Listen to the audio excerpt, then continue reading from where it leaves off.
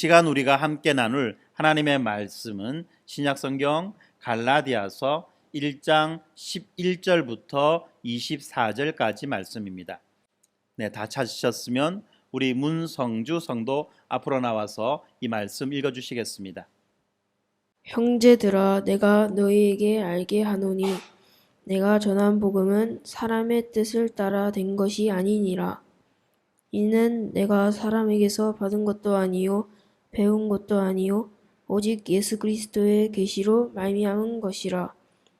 내가 이전에 유대교에 있을 때에 행한 일을 너희가 알았거니와 하나님의 교회를 심히 박해하여 멸하고 내가 내 동족 중 여러 연갑자보다 유대교를 지나치게 믿어 내 조상의 전통에 대하여 더욱 열심히 있었으나 그러나 내 어머니의 태로부터 나를 택정하시고 그의 은혜로 나를 부르시니가 그의 아들을 이방에 전하기 위하여 그를 내 속에 나타내시기를 기뻐하셨을 때에 내가 곧 혈육과 의논하지 아니하고 또 나보다 먼저 사도된 자들을 만나려고 예루살렘으로 가지 아니하고 아라비아로 갔다가 다시 다메섹으로 돌아갔노라.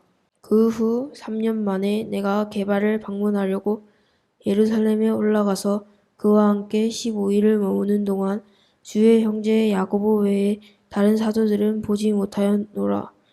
보라, 내가 너희에게 쓰는 것은 하나님 앞에서 거짓말이 아니로다. 그 후에 내가 수리아와 길리기아 지방에 이르렀으나 그리스도 안에 있는 유대의 교회들이 나를 얼굴로는 알지 못하고 다만 우리를 박해하던 자가 전에 멸망하던 그 믿음을 전한다 함을 듣고 나로 말미암아 하나님께 영광을 돌리니라. 아멘. 예, 오늘 우리는 이 갈라디아서 1장 마지막 부분을 살펴봅니다. 이 갈라디아서 1장 마지막 부분은 그리고 2장까지는 이 바울이 자기 자신의 회심과 그 이후에 일어났던 일들에 대한 이야기를 해주고 있습니다. 일종의 바울의 간증이다라고 그렇게 말할 수 있어요. 바울은 지금 왜 이러한 이야기들을 하느냐 하면 지금 자신이 전하는 복음을 평가절하하려는 사람들이 있어요. 그런 사람들에 대해서 반박하고 오직 이 하나님의 그 어마어마한 은혜, 그야말로 하나님의 그 기막힌 은혜만을 바라보도록 하기 위해서 지금 이러한 말들을 하고 있는 것입니다. 우리가 지난 시간에 바울이 이 거짓된 복음, 바울과는 다른 복음을 전하는 그 자들을 향해서 저주받는다, 저주받아라 라고 하는 아주 심한 말을 하는 것을 보았습니다. 바울이 왜 이렇게 그토록 극렬하게 반응을 하느냐? 도대체 바울은 무슨 근거로 자기가 전하는 그 복음만이 진짜다라고 그렇게 말하느냐? 그것에 대해서 우리는 지난 시간에 간략하게 바로 바울이 지금 누구에게 의해서 배웠던 복음이 아니라 자기가 머릿속으로 개발하고 연구하고 철학적 사고를 통해서 그렇게 창안해낸 그런 복음이 아니라 예수 그리스도로부터 받은 복음을 지금 전하고 있기 때문에 바울은 이토록 그와 다른 복음을 전하는 자들에게 극렬하게 반응한다라고 말했던 것을 여러분들은 기억하실 것입니다. 바울은 누구에 의해서 이 복음을 배운 것도 아니고 또 자기 머리로 이 복음을 대해서 연구하고 개발하고 그렇게 만들어낸 바울의 자신의 작품도 아니라는 거죠. 이 복음은 바로 예수 그리스도께서 직접 바울에게 말씀하신 바로 그 복음이기 때문에 바울과 다른 내용의 복음을 전하는 자들을 바울은 그토록 극렬하게 반대했던 것입니다. 그 복음에 그렇게 바울이 전했던 복음의 핵심이 무엇이었느냐? 우리가 지난 시간에 함께 나눈 말씀을 기억해 본다면 오직 하나님의 은혜다. 오직 하나님의 은혜로 자기 스스로는 도무지 어찌할 수 없는 그런 자들을 건져내셔서 살게 하셨을 뿐만 아니라 하나님의 자녀가 되게 하신 것이다 라고 하는 이것이 바로 복음이라는 거죠. 오직 하나님의 은혜다. 거기에는 우리의 어떠한 공로나 행위가 개입될 여지가 조금도 없다는 거죠. 그래서 우리가 지난 시간에 보았던 몇 가지 이 복음이 아닌 것들, 우리가 흔히 들을 수 있고 접할 수 있고 생각할 수 있는 내용들 가운데 복음이 아닌 것들이 무엇인가에 대해서 살펴보았습니다. 인간의 선함으로 인해서 인간 스스로의 구원의 가능성, 인간의 선함으로 인해서 인간의 스스로의 구원의 가능성을 만들어낼 수 있다라고 하는 소위 말하는 그 종교다원주의, 이것은 복음이 아니라고 했죠. 왜요? 하나님의 은혜를 무시하는, 하나님의 은혜가 필요 없다라고 하는 그런 논리이기 때문에 그렇다는 것입니다. 뿐만 아니라 하나님의 은혜 위에 자신들의 전통이나 습관이나 관습들을 얹어 놓아서 그 은혜를 가려버리는 그 율법주의도 복음이 아니라고 말했습니다. 이 율법주의라고 하는 것은 여러 시대를 거쳐서 다양한 모습으로 우리에게 등장합니다. 바울 시대에는 구약 성경에 말하고 있는 613가지의 그러한 율법의 조항들을 다 지켜내어야만 된다라고 말하는 그러한 내용이 율법주의였다고 말한다면, 오늘날 우리 시대에 있어서 이 율법주의는 무엇입니까? 자기의 기호에 맞는 몇 가지 종교 행위들을 지정해 놓고 그렇게 해야지만이 구원받는 자가 된다는 식의 이야기들을 하는 것이 바로 현대판 율법주의, 현대판 갈라디아 교회라고 그렇게 말했죠. 또 한 가지가 있습니다. 하나님의 은혜도 중요하지만 그러나 우리의 반응, 우리의 행위도 중요하다라고 말하면서 하나님의 은혜 옆에다가 우리의 행위, 우리의 공로를 슬며시 끼워 넣는 그러한 행위도 또한 복음에 반하는 것이다 라고 말했습니다. 특별히 이러한 것들은 우리가 아주 쉽게 발견할 수 있는 거예요. 하나님의 은혜로 구원받았지만 내가 믿었잖아, 내가 믿었기 때문에 하나님이 나를 구원하실 수 있었잖아, 네가 안 믿으면 하나님도 구원 못해. 어떻게 보면 참 맞는 논리인 것 같은데, 그리고 참 여러 번 들었던 논리인 것 같은데, 그런데 이게 사실은 믿음을 가장한 우리의 공로를 부각시키고 드러내는 표현이라는 것을 우리는 알아야만 합니다. 그러나 그것으로 인해서 우리가 하나님의 은혜에 대한 오해를 하는 경우가 있다는 것이에요. 그러한 바울이 전했던 복음에 무언가를 더하거나 무언가를 붙이거나 무언가를 바꾼다면 그것은 저주받아 마땅한 자들이다라고 바울이 지난주에 그렇게 말했던 것을 우리가 살펴보았습니다. 그리고 교회는 어떻습니까? 바로 이 바울이 전한 복음의 기초 위에 바르게 세워져야만 하는 거예요. 다시 말하면 예수 그리스도께서 바울에게 말씀하시고 바울이 그것을 우리에게 전한 그 복음의 기초 위에 바르게 서야만 하는 것입니다. 그랬을 때 비로소 교회의 사도성이다라고 하는 이 말을 우리가 확증할 수 있는 것이에요. 자, 오늘은 바울이 왜 그렇게 자기가 전했던 그 복음이 진짜냐라고 말했던 그 내용들에 대한 근거들을 살펴보는 것입니다. 첫째, 바울은 뭐라고 말합니까? 이 11절에 보면 이렇게 말하고 있죠. 형제들아, 내가 너희에게 알게 하노니 내가 전한 복음은 사람의 뜻을 따라 된 것이 아니니라. 이는 내가 사람에게서 받은 것도 아니요 배운 것도 아니요 오직 예수 그리스도의 계시로 말미암은 것이다. 이때 예수 그리스도의 계시다라고 말하니까 무슨 꿈속에서 꿈을 꾸었는지 환상을 보았는지 이런 식으로 이해하는 경우도 많이 있습니다만, 여기에서 말하는 이 계시라고 하는 것은 예수 그리스도께서 사도 바울에게 직접 말씀하시고 알려주시고 가르쳐 주신 것을 말하는 거예요. 우리가 그 다메섹 도상에서 예수님이 바울을 찾아오셨고 바울을 만나셨던 그 사건을 사도행전에서 살펴볼 수 있습니다. 바로 예수 그리스도께서는 바울과 같은 시간과 공간 속으로 들어오셔서 바울에게 그렇게 말씀하시고 가르쳐 주셨던 것입니다. 다른 종교의 창시자들이 말하는 것처럼 무슨 환상을 보았다거나 무슨 꿈을 꾸었다거나 하는 것이 아니라 실제적으로 그의 시간과 공간 속으로 들어오셔서 예수님이 직접 그에게 말씀해 주셨던 거예요.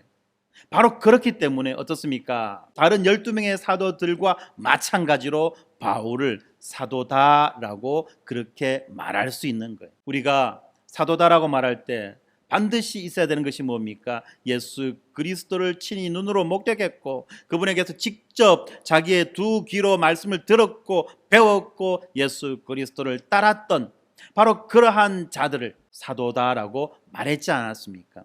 그러니까 사도라고 말할 때에 가장 선제되는 조건이 예수 그리스도와의 인격적 만남이에요. 그리고 그 인격적 만남이 우리가 말하는 인격적 만남이 아니라 같은 시간과 같은 공간 속에서 예수 그리스도와 함께 했느냐 하지 않았느냐라는 것이었죠. 그런 측면에서 보았을 때 바울은 다른 사도들과 마찬가지로 동일한 사도성을 가지고 있다라고 우리는 확인할 수 있는 것입니다. 자, 그러면서 바울은 말하죠. 바울이 전한 이 복음의 메시지가 자기의 어떤 성찰이나 추론이나 사유를 통해서 이 철학적인 그러한 연구들을 통해서 얻은 것이 아니다라고 말합니다. 바울은 어떤 자입니까? 바울은 회심하기 전에 이 교회와 기독교에 대해서 예수 그리스도에 대해서 심히 적대적이었습니다. 바울은 무엇을 하려고 하던 사람입니까? 교회를 멸하려고 했던 사람 아닙니까? 이 회심 전에 바울은 이 그리스도를 격렬하게 반대한 나머지 그 예수님 때문에 자기의 목숨을 바치는 순교자들의 믿음과 그 희생과 확신을 보고도 꿈쩍도 하지 않았던 사람입니다. 우리가 사도행전 7장을 한번 펴볼까요? 사도행전 7장에는요 어떤 이야기가 나오느냐 하면 스데반이라고 하는 사람의 그 설교가 길게 나옵니다. 초대교회의 7명의 집사 가운데 한 사람이 유대인들에게 예수 그리스도에 대한 복음을 길게 전하고 있습니다. 그리고 난 다음에 7장 54절에 보면 그 유대인들의 반응이 나옵니다. 그들이 이 말을 듣고 마음에 찔려 그를 향하여 이를 갈거든. 지금 유대인들은 이 스데반이 전하는 그 설교를 듣고 그 복음을 듣고 아주 기분 나빠하고 있다는 거죠. 반박할 수 없지만 너무나 기분 나쁜 거예요. 왜냐하면 이것이 그들의 정체성, 그들의 잘못, 죄악들을 고발하고 드러내는 일이기 때문에 그렇다는 것입니다. 그러고 난 다음에 그들이 무슨 짓을 하느냐? 57절에 보면 그들이 큰 소리를 지르며 귀를 막고 일제히 그에게 달려들어 라고 말하죠. 유대인들이 지금 스데반이 하는 그 말을 듣지 않으려고 자기의 귀를 막아요. 그리고 스데반에게 지금 달려듭니다. 이 스데반을 성 밖으로 끌고 나가서 그를 돌로 때려 죽이는 거죠. 그런데 한 가지 그 뒷부분에 보면 증인들이 옷을 벗어 사울이라 하는 청년의 발 앞에 두니라 라고 말하고 있습니다. 여기에서 한 청년의 이름이 등장합니다. 사울이라는 청년이죠. 이 사울이라고 하는 이 청년이 누구냐? 바로 바울이라는 사람이에요. 바울은 젊었을 때 사울이라고 이름 불리워졌습니다. 유대인들에게는 사울이라고 하는 이름으로 잘 알려져 있던 그런 인물이었다는 것입니다. 그는 비록 젊었지만 그럼에도 불구하고 어떻습니까? 다른 사람들에게 아주 상당한 영향력을 미치는 그런 지위에 있던 사람이라는 것을 우리가 알 수 있죠. 여기에서 증인들이 옷을 벗었다 라는 말은 무슨 말입니까? 이 증인이라고 하는 것은 스데반이 왜 돌에 맞아 죽어야만 했느냐 라고 하는 그 사실과 그 사건에 대해서 증언할 수 있는, 책임질 수 있는 그런 사람들이라는 것입니다. 그런 사람들이 지금 누구 앞에다가 옷을 벗어둡니까? 사울이라고 하는 그 젊은이 앞에 옷을 벗어둡니다. 이러한 행위로 보았을 때 지금 이 스데반을 때려 죽이는 그 사건에 있어서 최고 책임자가 누구냐? 바로 사울이라고 하는 사실을 우리는 알 수 있어요.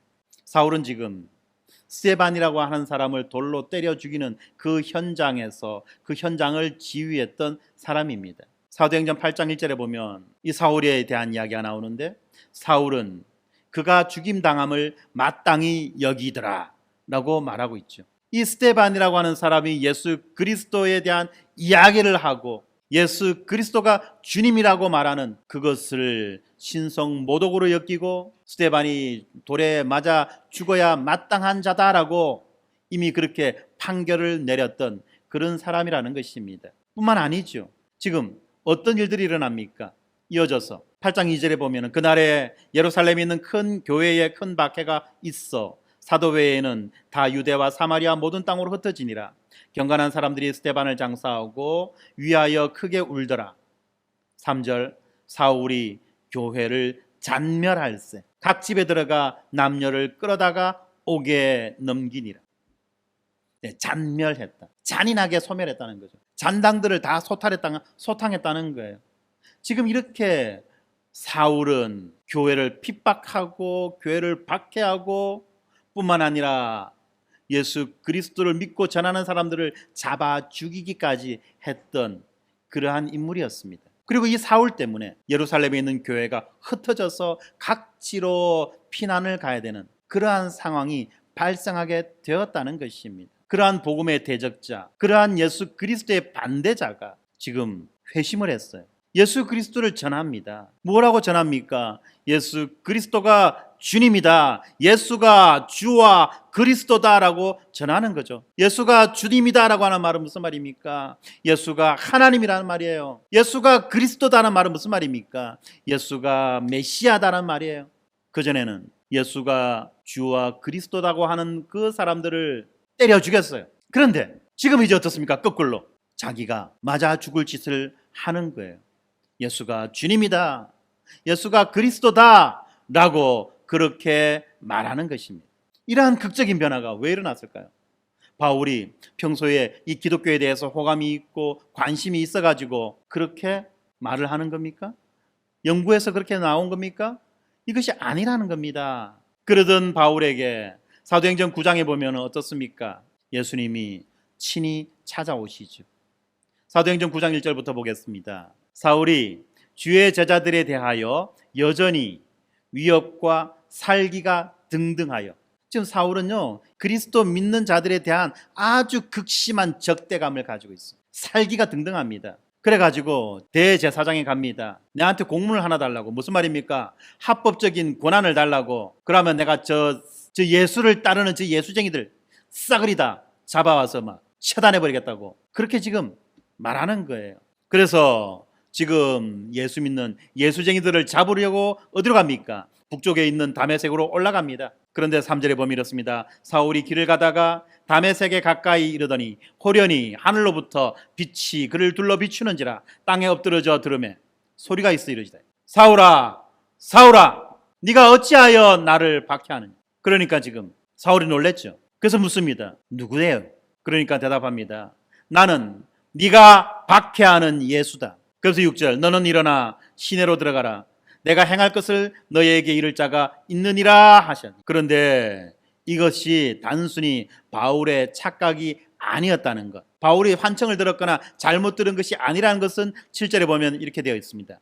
같이 가던 사람들은 소리만 듣고 아무도 보지 못하여 말을 못하고 서 있더라. 소리를 들었다는 것입니다. 무슨 소리를 들었습니까? 하늘에서 나는 그 소리를 들었다는 것입니다. 네가 왜 나를 박해하느냐? 나는 네가 박해하는 예수다. 나는 그 소리를 들었다는 거예요. 그리고 사울이 땅에서 일어납니다. 사울이 땅에서 일어났을 때 어떤 일이 있나요? 눈은 떠 있지만 아무것도 보지 못하고 사람들의 손에 끌려 다메섹으로 들어갔다. 거기에서 사흘 동안 보지 못하고 먹지도 마시지도 아니하더라. 완전히 패닉 상태에 빠진 거죠. 엄청난 충격을 받은 거예요.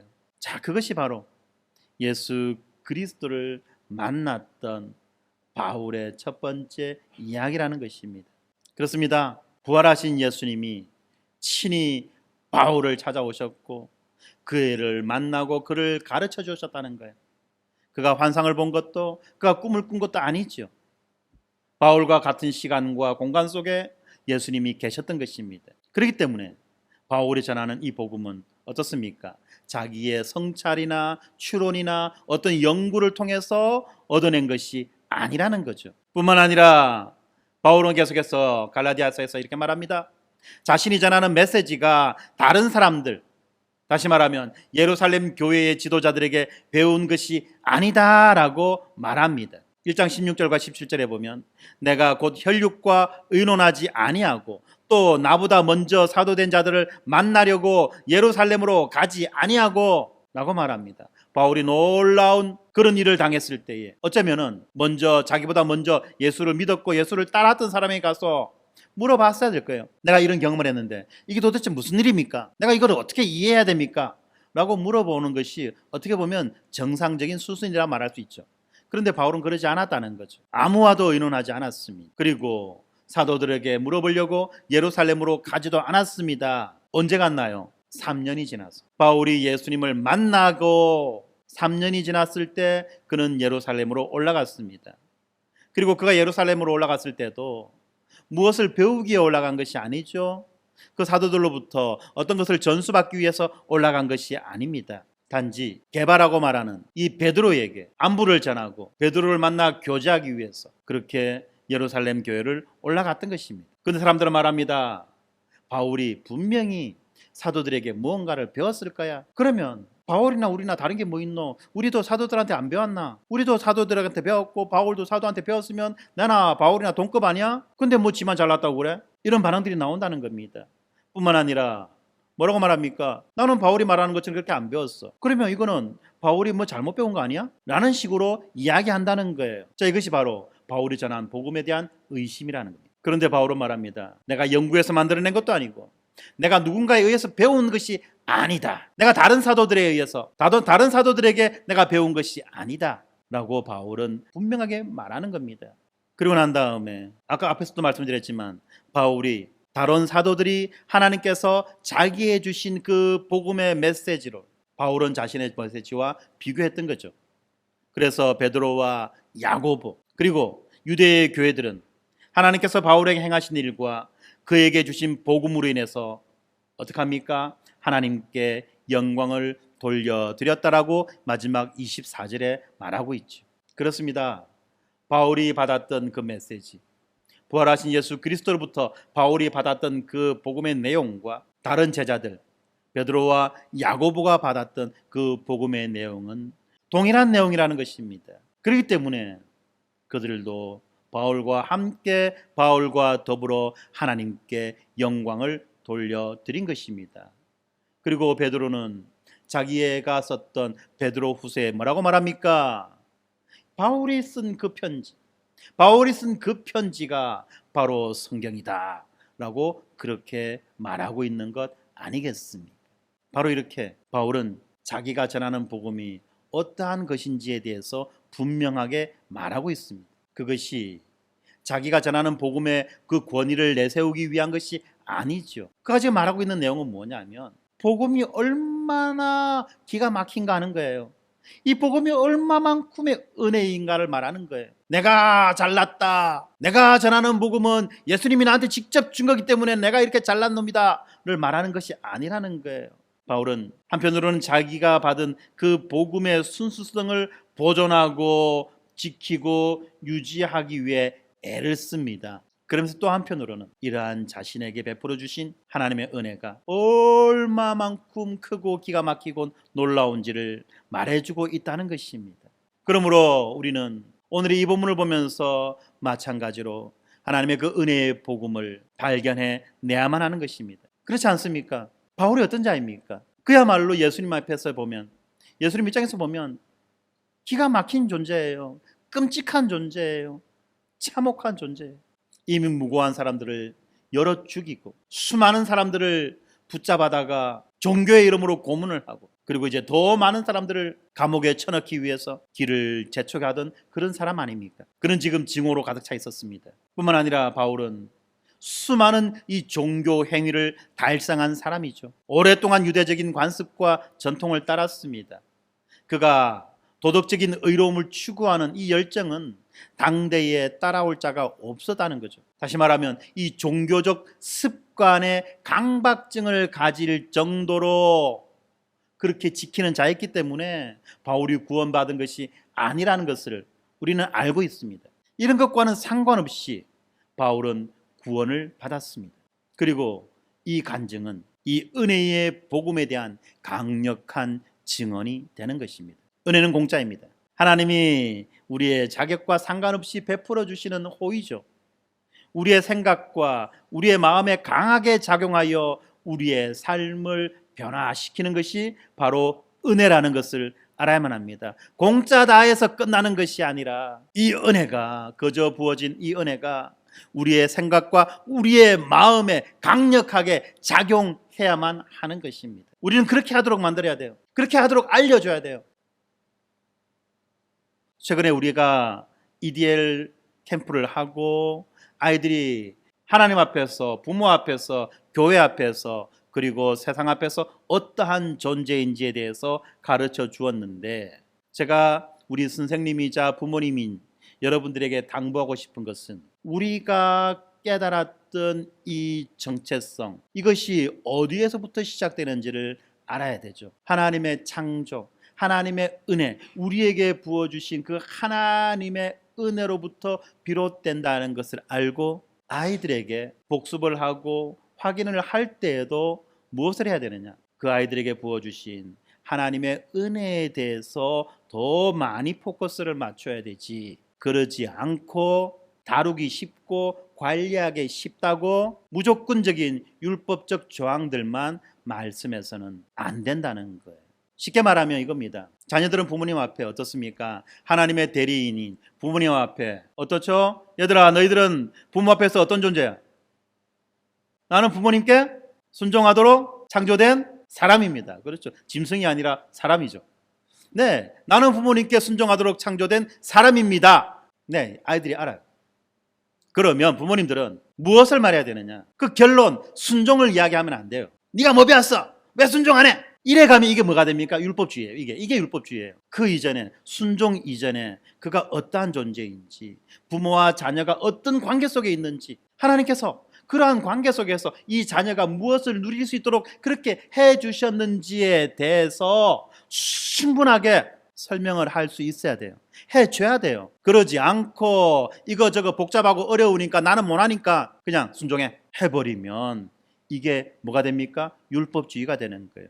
그러면 아이들은 그때부터 뭐 합니까? 아, EDL 별거 아니네. EDL 해놓고는 실컷 우리 보고 맛있는 거 주고 재밌게 놀게 해주고 난 다음에 요거 부탁, 요거 하려고 하는구나. 애들이 바보 아니에요.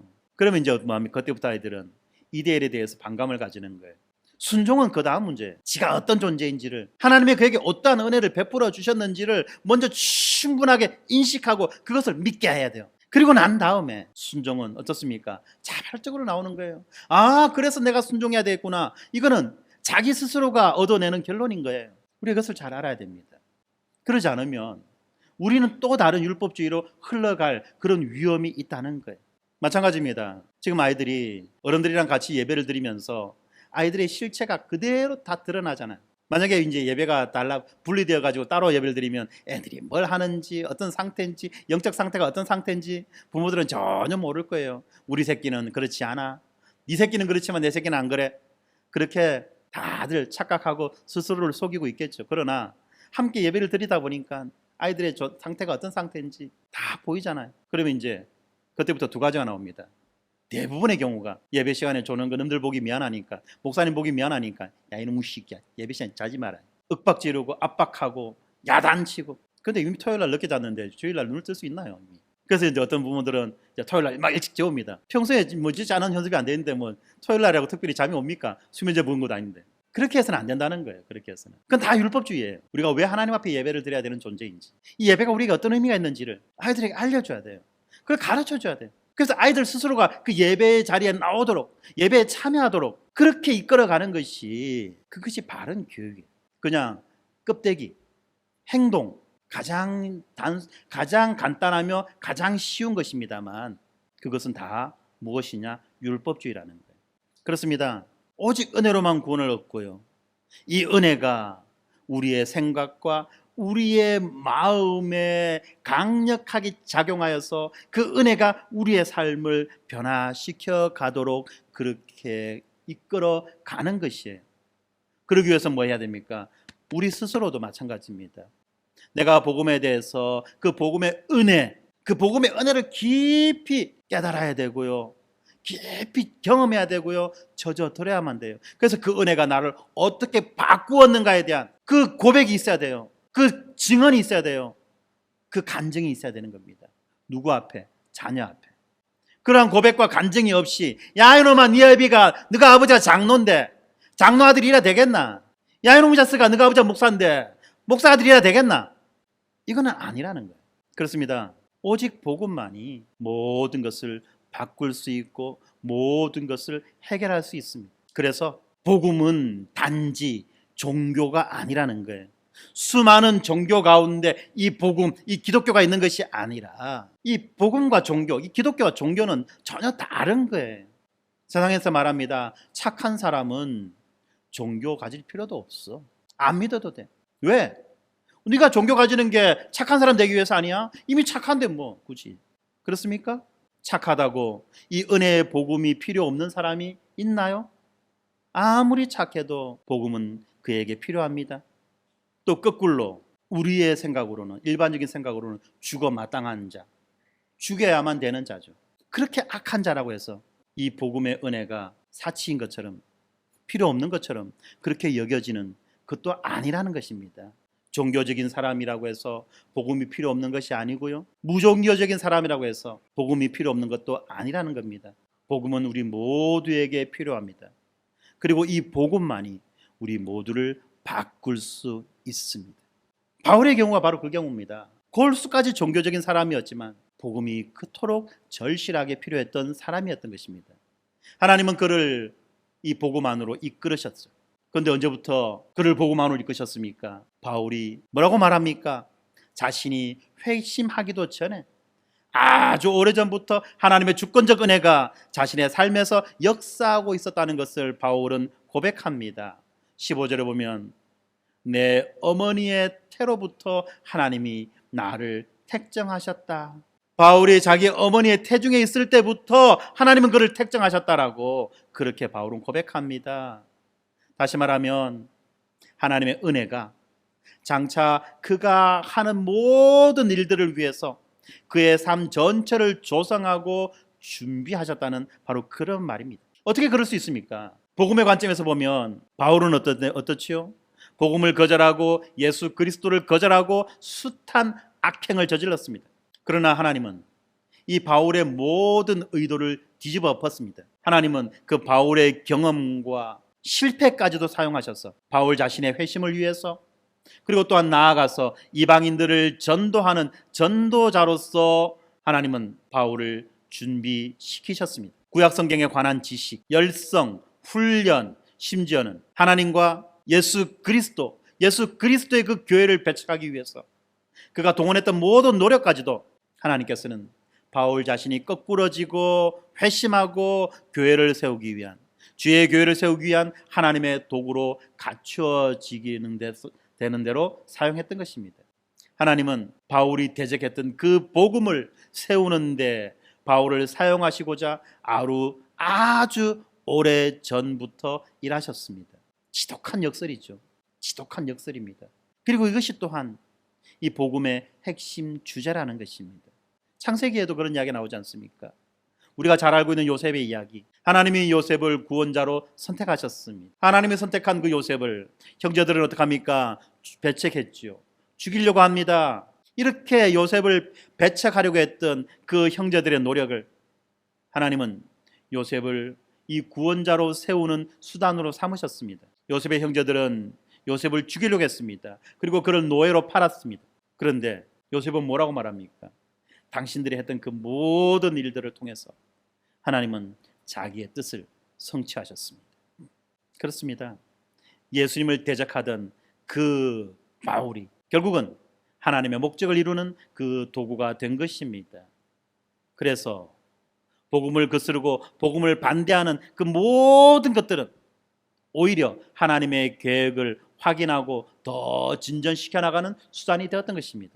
왜 이런 일이 벌어졌습니까? 하나님은 왜 그분의 교회를 괴롭힌 바울을 선택하고 준비하고 계셨습니까? 바울이 어떤 수단과 방법을 가리지 않고 하나님을 기쁘게 해서 그렇나요? 바울이 율법을 너무나 잘 지켰기 때문에 그렇나요? 아니라는 겁니다. 바울의 자질이 탁월해서도 아니라는 겁니다. 그냥 하나님께서 그에게 은혜를 베푸셨기 때문에 이것이 가능하다는 겁니다. 바울에게 그만한 가치가 있어서 이것이 이루어진 것이 아니라는 거예요. 그저 그에게 사랑과 은혜를 베푸시는 것이 그 하나님의 마음에 기쁘고 즐거웠기 때문에 그런 거예요. 뭘 했기 때문에 하나님이 기뻐하셨고 뭘 했기 때문에 하나님이 상 주셨다가 아니라 그냥 바라만 봐도 기쁘고 바라만 봐도 즐겁고 바라만 봐도 행복하기 때문에 하나님이 그렇게 하셨던 거예요. 우리가 이 점을 분명히 알아야 됩니다. 내가 수많은 사람들 가운데 하나님의 자녀로서 하나님의 자녀다라고 그렇게 부름을 받은 것, 호칭을 입은 이유가 무엇이냐? 바로 이거예요. 다른 어떤 이유도 없어요. 그냥 하나님이 나를 사랑하셨기 때문에 이 일이 가능한 겁니다. 자, 제가 이렇게 말할 때 여러분들은 또 생각하셔야 됩니다. 그냥 하나님이 나를 사랑하셨기 때문에 오늘에 내가 있게 되었다. 이 모든 것은 다 주의 은혜다 라고 하는 이 말, 여러분들은 잘 이해하셔야 됩니다. 어떤 분들은 이 말을 가지고 무엇을 하느냐, 자신의 책임과 자신이 마땅히 해야 할 일과 자기의 역할에 대해서도 오히려 손을 떼버리고 하나님 알아서 하시라고 그렇게 되어지는 경우들이 있습니다. 종종 부모들에게 그런 상황을 볼 때가 있습니다. 냅두라, 때가 되면 지가 알을 끼다. 냅두라, 하나님의 은혜가 그한테 임하면 될 끼다. 그렇습니다. 하나님의 은혜가 그에게 임해야지만이 그가 머리를 들 것이고 그가 귀를 열 것이고 그가 눈을 뜰 것입니다. 그러나 그 이전에 부모는 부모 역할이 있어요. 하나님의 은혜에 대해서 가르쳐 주어야 합니다. 무엇이 하나님의 은혜인지를 알려주어야만 해요. 가르쳐 주는 것도 포기하고 알려주는 것도 포기하고 그냥 하나님의 은혜가 있으면 될 기다. 자기의 무능력, 무책임을 그냥 포장하고 위장하기 위한 수단이라는 거예요. 그러나 또 하나 무엇이 있습니까? 마치 모든 것이 내 수가 거머쥐고 내가 장악해야지만이 하나님의 뜻이 이루어지는 것처럼 그렇게 하려고 하는 경우도 있다는 거예요. 그렇지 않습니다. 그렇기 때문에 부모된 자들은 어떻습니까? 한편으로는 자녀를 가르치고 자녀에게 알려줘야 됩니다. 무엇을? 하나님의 은혜. 무엇이 하나님의 은혜인지 은혜를 은혜로 알려주고 가르쳐 줘야만 합니다. 그러면서 또 한편으로는 내가 알려주고 내가 가르쳐 주었던 이 하나님의 은혜가 우리 자녀에게 충만하게 임하기를 위해서 간구해야 돼요. 위해서 기도해야 됩니다. 그러지 않고 그냥 종교적인 행위, 종교적인 어떤 그런 이 조항들 이런 것들에 대해서만 이야기하고 요구하고 그것만 가지고 평가한다면 그건 어떻습니까? 그냥 또 다른 율법주의자, 또 다른 바리새인을 낳는 그런 결과만 얻게 된다는 것을 우리는 분명히 알아야만 합니다. 그렇습니다. 하나님은 이스라엘 백성에게도 이렇게 말씀하셨죠. 여호와께서 너희를 기뻐하고 너희를 택하신 것은 너희가 다른 민족보다 숫자가 많아서가 아니라 오히려 너희는 모든 민족 중에서 가장 적으니라. 여호와께서 다만 너희를 사랑하심으로 말미암아 너희가 하나님의 택하심을 입었다라고 그렇게 말씀합니다. 그렇습니다. 하나님은 우리가 쓸만해서 우리를 사랑하신 것이 아니지요. 그냥 예수님 때문에 그냥 예수님 안에서 그냥 사랑하시는 거예요. 그리고 우리는 바로 이 사랑 안에서만 안전하게 거할 수 있습니다. 이 사랑은 결코 우리가 잃어버릴 염려가 없는 것입니다. 그리고 이것이 은혜입니다. 은혜의 하나님은 바울과 같은 죄인들을 구원하십니다. 하나님은 부활하신 자기의 아들을 교만한 자, 악한 자, 신앙심을 가진 자, 그렇지 않은 자 모두에게 드러내어 보여주시는 겁니다. 그리고 그들에게 믿음을 주시고 그들을 예배하셔서 하나님을 섬기게끔 하시는 것입니다. 이것이 다가 아니죠. 이 하나님의 은혜는 그 사람의 안에서 그리고 그 사람의 밖에서 지속적으로 그렇게 역사하고 있는 것입니다. 그렇기 때문에 우리는 하나님의 은혜로 살아가는 것이 어떤 것인지를 또 알아야만 합니다. 하나님의 은혜로 살아가는 사람은 자신의 됨됨이, 자신의 행동, 말을 통해서 그리스도를 드러낼 책임이 있다는 것을 바울은 말하고 있죠. 16절에 보면 하나님이 그의 아들을 이방에 전하기 위하여 그를 내 속에 나타내시기를 기뻐하셨다라고 말합니다. 그렇습니다. 하나님은 다메섹으로 가는 길 위에 바울에게 예수님을 분명하게 보여주셨습니다. 바울은 거기서 예수가 누군지 비로소 깨달았죠. 살아계신 그리스도와 인격적으로 대면한 것입니다. 그리고 이때 바울은 자신이 예수를 전하는 자로 부름받았음을 깨달아 알았습니다. 그래서 하나님께서는 그리스도를 바울에게 나타내셨고 그리고 바울을 통해서 그리스도를 나타내셨다라고 그렇게 말씀하시는 겁니다.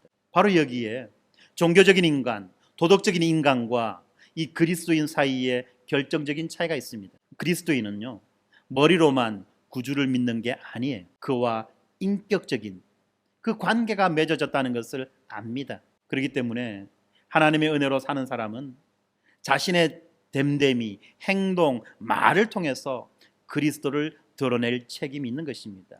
그리스도를 인격적으로 만난다. 그리스도와 인격적인 관계가 맺어졌다는 것이 여러분들 잘 생각하셔야 됩니다. 이것이 어떤 특별한 종교적 체험을 말하는 게 아니에요. 그리스도와 인격적으로 만난다. 그리스도와 인격적으로 맺어졌다는 이것은 무엇입니까? 우리가 믿음으로 그리스도와 연합하게 되었다는 거예요. 그리스도와 연합하게 되어서 내가 그리스도의 몸이 되고 내가 그리스도 안에 거하고 그리스도는 나의 머리가 되셔서 우리에게 모든 것들을 공급하시고 우리를 다스리시고 이끌어 가신다는 것이 바로 그리스도와의 인격적 만남이고 인격적 연합이라는 것을 알아야만 합니다. 어떤 특별한 종교적 체험을 했다고 해서 그 체험이 나와 그리스도와의 인격적 연합을 보증하는 것이 아니에요. 그러므로 이렇게 믿음으로 그리스도와 연합된 자, 믿음으로 그리스도와 인격적인 만남과 인격적인 연합을 가진 자는 내가 누구인지를 그리스도 안에서 드러내야만 하는 것입니다. 그 중에 한 가지 예가 뭡니까? 우리 아이들이 EDL 캠프에서 배웠던 그런 내용들이에요. 뿐만 아니라 하나님의 은혜로 사는 사람은 자기가 배운 것에 대해서 깊은 그러한 묵상과 성찰을 해야 됩니다. 무슨 말이냐면 바울의 경우가 이렇습니다. 바울에게는 이 아라비아에서의 3년이라는 시간이 있었어요. 17절과 18절에 보면 그런 이야기들이 나오죠. 아라비아에서의 이 3년이라는 이 시간, 다시 말하면 바울이 다메섹에서 예수 그리스도를 만나고 그리고 난 다음에 그가 곧장 예루살렘으로 가지 않고 3년의 시간이 지나고 난 다음에 예루살렘으로 올라가게 된 그 중간의 그 시간들, 그때 바울은 과연 무엇을 했을까? 바울이 그때 한 것이 무엇일까를 볼 때 많은 사람들이 이야기합니다. 한편으로는 바울은 자기를 만났던, 자기에게 찾아오셨던 그 예수가 그리스도라는 것, 예수가 주님이라는 것을 사람들에게 전했습니다. 뿐만 아니라 또 바울은 이 아라비아에서 예수 그리스도와 더 깊은 만남과 교제를 통해서 그가 더 깊은 그 복음을 배웠다라고 말합니다. 마치 다른 제자들이 3년 동안 예수님의 3년의 그 공생의 기간 동안 예수님과 함께 거하면서 예수님으로부터 복음을 배웠던 것처럼 바울은 이 3년의 기간 동안 예수님을 만나고 예수님에게 그의 복음을 배웠다라고 그렇게 말하고 있습니다. 그렇습니다. 배운 것을 깊이 묵상하는 것과 하나님과 인격적으로 사귀는 것, 이것은 따로 떨어진 게 아니에요. 내가 배운 말씀을 깊이 묵상하고 그 말씀을 반복해서 듣고 생각하고 생각해서 그 말씀들이 내 마음속에 자리 잡게 되는 것, 이것이야말로 그리스도를 인격적으로 만난다는, 그리스도를 인격적으로 만나는 일이라는 것을 우리는 알아야만 합니다. 우리 모두는 예수님을 만나고 싶고 예수님을 경험하고 싶고 그렇지 않습니까? 예수님을 만나고 예수님을 경험하기 위해서 우리는 먼저 무엇을 해야 됩니까? 말씀을 깊이 듣고 묵상하고 그것을 내 마음 가운데 뿌리 내릴 수 있도록 그렇게 해야만 하는 것입니다. 그래서 우리가 때로는 불편하고 알아요. 때로는 힘들다는 거 알아요. 그럼에도 불구하고 들은 말씀에 대한 나눔을 하는 이유가 무엇냐면 바로 이겁니다. 말씀을 듣고 반복해서 듣고 그 말씀이 내 안에 자리 잡아서 내 안에서 역사하게 하는 것, 그것을 위해서 우리가 말씀을 나누는 거예요. 그런데 오늘날 우리가 살아가는 이 시대는 어떤 시대입니까? 묵상과 성찰보다는 활동과 성취를 지나치게 강조하는 그 시대에 우리가 살아가고 있죠. 하나님과의 고독한 시간, 사실 하나님과의 고독한 이 시간이 그리스도인의 삶에서 근간이 됩니다. 그러나 그것이 외톨이의 삶은 아니죠. 마찬가지입니다. 우리도 그렇습니다. 우리도 하나님의 말씀을 내 마음 가운데 뿌리내리게 하는 그러한 작업들이 필요하다는 것입니다. 교회 공동체에 깊이 뿌리를 내려야만 됩니다. 그리스도인의 공동체에, 교회 공동체에 접붙여지지 않고 단지 필요한 것만 쏙쏙 빼가는 이런 태도, 이것은 결코 연합의 태도가 아니죠. 접붙여진 태도가 아닙니다. 그리스도를 통해서 하나님과 깊은 관계를 맺고 다른 그리스도인들과 한 몸을 이루며 그들을 섬기는 그리스도인의 삶에서 하나님을 향한 찬양이 나오는 거예요. 그래서 바울이 마지막에 뭐라고 말하느냐면 예루살렘에 있는 성도들이 나로 말미암아 하나님께 영광을 돌렸다라고 그렇게 말합니다. 바울의 삶에서 일어난 변화, 그리고 바울이 다른 사람들을 섬기는 그런 모습들 때문에 사람들은 바울을 떠봤던 게 아니라 더욱 하나님을 사랑하게 된 것입니다. 사랑하는 성도 여러분, 이렇게 바울의 인생 가운데에서 역사하셨던 그 하나님이 오늘 이 시간 우리의 삶 가운데에서도 역사해야 되지 않겠습니까? 바울의 인생을 바꾸셨고 바울의 인생을 하나님의 뜻 가운데 완성시켜 나가셨던 그 하나님의 놀라운 역사가 오늘 이 시간 우리 인생 가운데에서 역사해야 되지 않겠습니까? 저는 바라는 게 그거예요. 그 하나님의 역사, 그 하나님의 은혜의 복음의 그 역사가 우리 모두에게 임하고 우리 모두 가운데 함께 역사함으로써 우리의 삶이 변화되어지고 우리의 삶이 바뀌어지고 그리고 우리의 삶을 통해서 많은 사람들이 하나님 앞에 영광을 돌려드리는 것, 어떻게 해야지 그것이 가능할까요? 바울은 한 가지 이야기를 합니다. 10절에 보면 바울은 한 가지 선택을 하고 있다. 다른 복음을 전하는 자들을 저주하면서 바울은 뭐라고 말하느냐 하면 이제 내가 사람들에게 좋게 하랴 하나님에게 좋게 하랴. 우리는 바로 이 지점을 주목해 봐야만 합니다. 그렇습니다. 답은 하나죠. 너무나도 당연합니다. 누구를 좋게 해야 됩니까?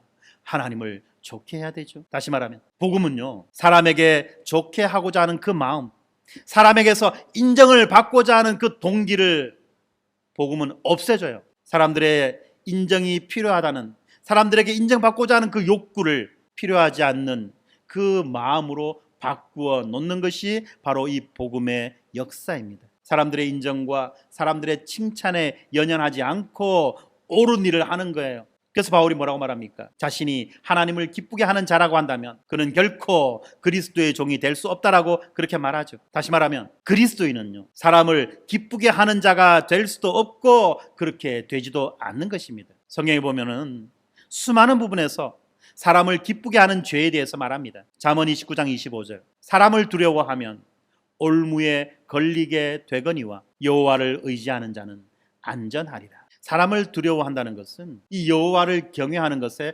완전히 반대됩니다. 이 여호와를 경외한다는 말이 무슨 말입니까? 경외한다는 이 말은 말뜻 그대로 이야기한다면 두려워하고 존중하고 존경한다는 것인데 그냥 단순히 겁에 질려가지고 무서워하는 게 아니죠. 그건 공포예요. 그건 독재자에게 해당되는 거죠. 그것이 아니라 그 하나님의 위대하심에 놀라고 그 하나님의 위대하심에 홀딱 반해버리는 거예요. 그것이 바로 하나님을 경외하는 것입니다. 그런데 마땅히 경외해야 될 하나님을 경외하지 않고 사람을 두려워한다는 것은 무슨 말이냐? 사람을 중요한 위치에 올려놓고 사람들의 그 평가와 사람들의 그 시선을 두려워하고 그들의 인정에 쩔쩔매는 것을 말하는 것입니다. 사람들의 그 인정과 그 사람들의 칭찬과 사람들의 축복을 지나치게 바란 나머지 그 사람들을 경배하는 거예요. 사람들이 경배의 대상이 되는 것입니다. 그래서 하나님께만 드려야 될 우리의 마음이 사람들에 의해서 막 휘둘려지는 거예요. 이런 사람들의 특징 뭡니까? 사람에게서 인정받지 못하면 그 마음이 마치 여리고성처럼 근본부터 무너지는 거예요. 사람들의 인정을 받기 위해서 살아가는 거예요. 이런 사람들은 결국은 사람들을 두려워합니다. 성경에도 보면 이런 인물들이 많이 나옵니다. 이스라엘의 초대 임금이었던 사울 왕 어떻습니까? 대중의 여론을 두려워했습니다. 사람들이 자기를 어떻게 보는가가 중요했어요. 그래서 그는 하나님께 순종하지 않지. 하나님께 순종하지 않는 것이 아니라 오히려 어떻습니까? 하나님의 역사에 걸림돌이 되어지는 거예요. 삼손은 어떻습니까? 삼손이 두려웠던 것은 무엇입니까? 하나님을 두려워했던 것이 아니에요. 삼손이 정작 두려워했던 것은 이 드릴라와의 그 성적인 관계가 끝날 것을 두려워했던 거예요. 그래서 그는 자기의 비밀들을 다 말해주지 않습니다. 그리고 비참한 자기가 사사로서의 그러한 막중한 지위와 막중한 임무를 부여받았음에도 불구하고 아주 비참한 그런 상태에 빠져버리지 않습니다. 그리고 우리는 이렇게 사람들의 그 시선과 평가와 이런 것들을 두려워해가지고 하는 그런 어처구니 없는 행동들을 바라보고 있어요. 정치도 그렇고 각종 예술, 문화 다 그래요. 연예계는 말할 것도 없고. 이렇게 또 사람들을 두려워하는 또 다른 경우가 있죠. 그것이 무엇입니까? 눈가림이래요. 눈가림. 처벌을 피할 만큼만 또는 보상을 얻을 정도로만 적당하게 일하는 태도입니다. 일관성 없이 엉성하게 일하는 건데 이런 경우는 결코 탁월할 수도 또한 하나님의 그 창조의 즐거움을 누릴 수도 없게 됩니다. 그런데 복음은 이렇게 사람을 기쁘게 하는 태도, 사람을 두려워하는 마음을 물리치게 해줍니다. 어떻게 이렇게 가능할까요? 하나님은 그리스도 안에서 우리를 그리스도와 동일하게 보십니다. 이 지점이 중요한 거예요. 우리는 하나님의 전적이고 완전한 사랑과 인정을 받는 자들이에요. 언제? 우리가 복음을 믿을 때. 하나님은 우리를 그리스도와 동일하게 보십니다. 다시 말하면 하나님은 그리스도에게 말씀하셨던 것처럼, 예수님에게 말씀하셨던 것처럼 너는 내 사랑하는 아들이라, 내가 너를 기뻐하노라 라고 오늘 이 시간 우리에게 말씀하시는 거예요. 단순한 착각이 아니라, 그랬으면 좋겠다는 희망사항이 아니라, 예수님께서 세례를 받으셨고 그러고 난 다음에 물에서 나오실 때에 하늘에서 성령이 비둘기같이 임하며 하늘에서 하나님의 음성이 들리죠. 그 음성이 무엇입니까? 너는 내 사랑하는 아들이라, 내가 너를 기뻐하노라. 바로 그 음성이, 바로 그 사건이 내가 복음을 믿고 내가 그리스도 안에 있을 때 나를 향해서 일어난다는 거예요. 왜요? 내가 이미 그리스도를 옷 입었고, 내가 이제 하나님이 나를 무엇으로 봅니까? 예수 그리스도를 보는 것처럼 그렇게 봐주시기 때문에 그렇다는 겁니다. 제가 이 말을 준비하면서 어떻게 하면 이것을 잘 우리가 삶 가운데 응용할 수 있을까를 생각해 봤을 때, 할머니들이, 할아버지들이 왜 손자 새끼들 그렇게 기뻐합니까? 왜 기뻐하죠? 왜 이뻐하죠? 뭐 때문에? 내가 사랑하는 자식이 낳은 새끼 아닙니까? 이게 내가 사랑하는 그죠? 내가 사랑하는 내 자녀가 낳은 아이기 때문에 이 손자가 그렇게 이쁘고 기쁜 거예요. 유배를 한 거예요. 하나님 우리를 그렇게 보신다는 겁니다. 손자가 아니죠, 이제는. 그죠? 손자가 존재가 아니에요. 그냥 자식이 자식. 어떻게 했을 때? 믿음으로 예수 그리스도와 연합되었을 때.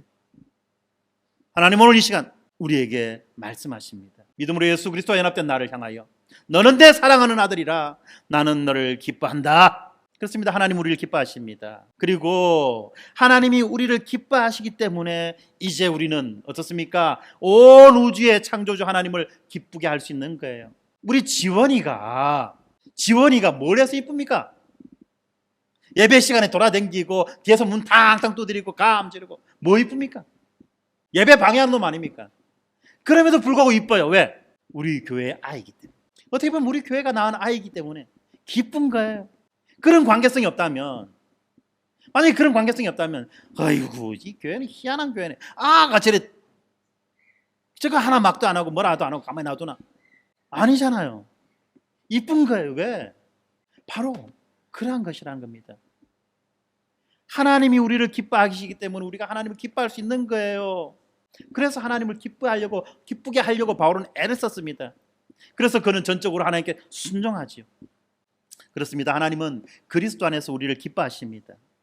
그래서 이러한 기쁨을 받는 자들, 이러한 사랑을 받는 자들은 자신을 위해서가 아니라, 구원받기 위해서가 아니라 하나님께 감사하는 마음으로, 이미 우리를 구원하신 그 하나님께 감사하는 마음으로 그분에게 순종하려고 애를 쓰고 그분을 기쁘시게 하려고 애를 쓰는 것 아니에요. 내가 뭘 해서 하나님이 기뻐하는 것이 아니라 하나님이 이미 나를 기뻐하시기 때문에, 나를 사랑하시기 때문에 내가 하는 그런 모든 것들이 기쁜 거예요. 하나님이 이미 나를 사랑하셨기 때문에 그것이 기쁜 겁니다. 그래서 바울은 하나님의 종으로, 그리스도의 종으로 그렇게 살았던 것입니다. 사랑하는 성도 여러분, 그렇습니다. 이 복음은 우리로 하여금 하나님께 온전한 순종의 삶을 살아갈 수 있게 해주는 강력한 보증이며 또한 동기입니다. 마지막으로 하나만 강조한다면, 우리가 하나님의 뜻대로 사는 것은 그분의 자녀가 되기 위해서가 아니라 이미 그분의 자녀가 되었기 때문에 감사함으로 그분의 뜻대로 살아가려고 애를 쓰는 것입니다. 실패해도 괜찮아요. 실수해도 괜찮아요. 실패해도 자식 새끼는 자식 새끼고, 실수해도 자식 새끼는 자식 새끼인 거예요. 심지어는 부모 속을 썩이고 가라 해비도 새끼는 새끼인 거예요. 그런데 진짜 부모의 마음을 안다면 그래 안 하겠죠. 내가 믿음으로 예수 그리스도와 연합하고, 그리고 그 믿음도 또한 하나님께서 나에게 은혜로 선물로 주셨다는 것을 내가 분명히 알고, 그리고 나를 자녀 삼으신 그 하나님을 우리는 기뻐하며 찬양하며 사랑하며 순종하며 살아가는 것입니다. 은혜가 먼저입니다. 은혜가 먼저입니다. 우리가 뭘 해서 하나님이 기뻐한 것이 아니라, 안 해도 기뻐하고 해도 기뻐하고, 우리의 존재 자체가 하나님의 기쁨이라는 것을 우리는 분명히 알고 존재에 합당한 삶을 살아가는 우리 모두가 되기를 주님의 이름으로 축원합니다.